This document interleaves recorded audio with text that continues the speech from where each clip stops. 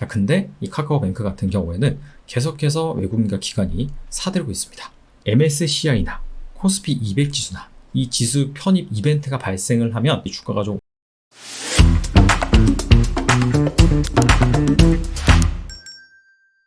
요즘 시장이 상당히 안 좋습니다. 우리나라의 대장주라고 볼 수 있는 삼성전자, SK하이닉스 최근 외국계 리포트에 추풍 낙엽처럼 주가가 하락하고 있습니다. 자, 근데 이 가운데서도 견고한 흐름을 보이는 주식이 있어서 눈길을 끄는데요. 바로 최근 상장한 카카오뱅크입니다. 카카오뱅크는 13일 코스피 지수, 코스닥 지수가 1% 넘게 하락했음에도 불구하고 플러스 수익률로 마감을 했습니다. 재미있는 것은 기관 투자자와 외국인 투자자들의 수급입니다. 일반적으로 신규 상장 주식 같은 경우에는 특히 주가가 공모가보다 훨씬 높게 거래된다 라고 한다면 외국인과 기관이 사정없이 순매도를 지속하거든요. 자, 근데 이 카카오뱅크 같은 경우에는 계속해서 외국인과 기관이 사들고 있습니다. 자, 그 이유를 시장에서는 MSCI 지수 편입 이슈다 라고 얘기를 하고 있는데요. 자, 제2의 신풍제약이 될지도 카카오뱅크의 주가 상승의 비밀. 이게 무슨 말이냐? 예전에 신풍제약이라는 종목이 있습니다. 이 기업이 코로나 치료제 관련 기업으로 엮였습니다. 자, 그러면서 주가가 상승을 했는데 MSCI 지수에도 편입이 되고 코스피 200에도 편입이 됐습니다. 자, 이렇게 특정 지수에 편입이 되면 그 지수를 추종하는 패시브 자금들의 자금이 유입됩니다. 자, 그러면서 펀드멘탈과 무관하게 주가가 상승할 수 있는 그런 배경이 생기기 마련이죠.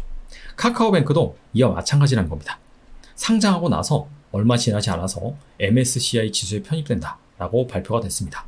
MSCI 지수가 모건 스탠리에서 만드는 건데 쉽게 말씀드리면 외국인 투자자 입장에서 코스피 200 지수다 라고 보시면 돼요. 우리나라나 신흥국 여기에서 대표되는 기업들로 지수를 잘 구성을 해서 외국인 투자자가 우리나라에 투자하고 싶다 내지는 신흥국에 투자하고 싶다 라고 한다면 그 지수를 추정하는 ETF라든지 펀드 이런 걸 통해서 간접적으로 투자를 하는 것입니다.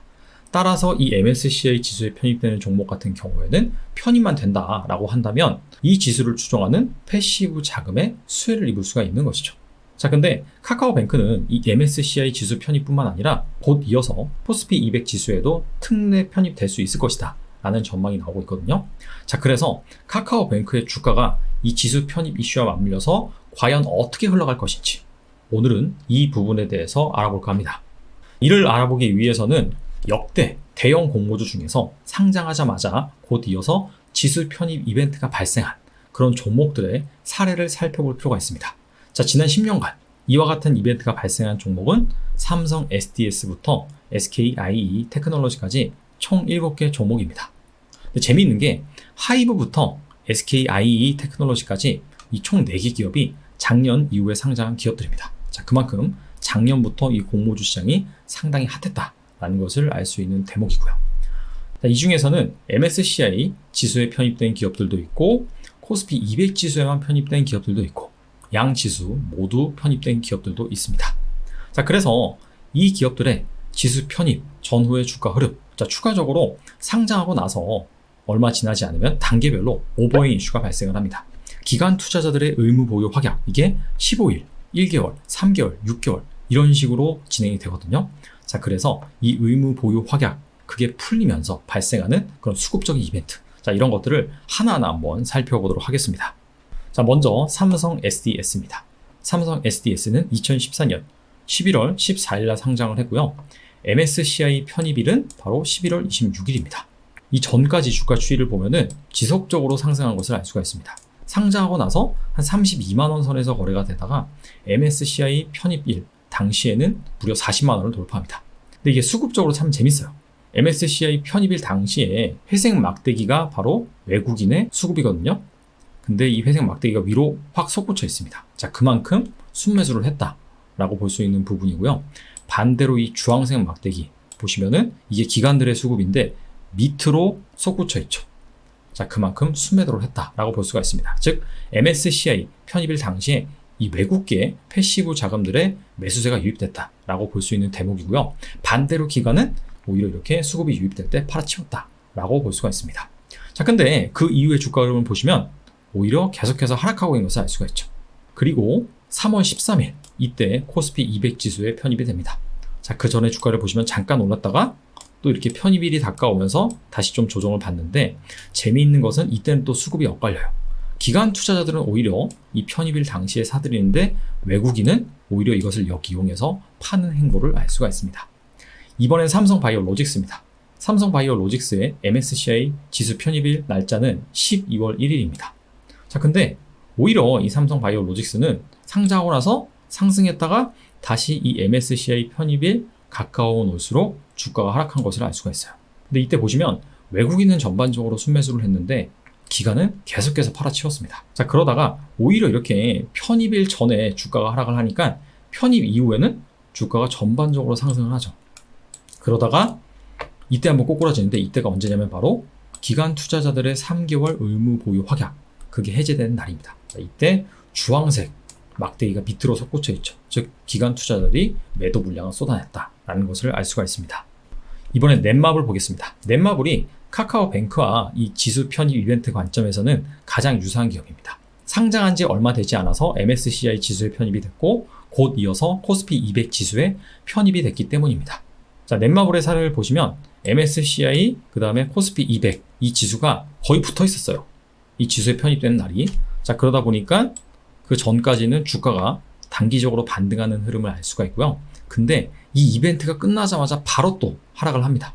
특히 이 1개월 의무 보유 확약 물량이 해제되면서 이때 기관 투자자들의 순매도가 나오는 것을 알 수가 있습니다. 자, 그러다가 다시 또 계속해서 흘러내리다가 3개월 의무 보유 확약 물량이 해제될 때, 자, 이때는 사실 기관 쪽에서 그렇게 많은 매도 물량이 나오지 않았음에도 불구하고 그냥 힘없이 주가가 하락하는 것을 알 수가 있고요. 오히려 이렇게 오버행 이슈가 해소가 되니까 그 이후에는 반등하는 것을 알 수가 있습니다. 이번엔 하이브 한번 살펴보겠습니다. 하이브 같은 경우에는 코스피 200 편입일이 12월 11일이었습니다. 자, 이전에 주가 흐름을 보시면은 전반적으로 이렇게 반등을 하는 것을 알 수가 있고요. 이 편입일 당시에 보시면 기관 투자자들의 매수세는 대거 유입이 되는데 외국인은 이렇게 팔고 있죠. 역이용하는 것을 알 수가 있고, 하지만 그 이후에는 다시 또 조정이 나왔습니다. 자, 이번엔 SK바이오팜 살펴보겠습니다. SK바이오팜의 코스피 200 편입일은 9월 11일입니다.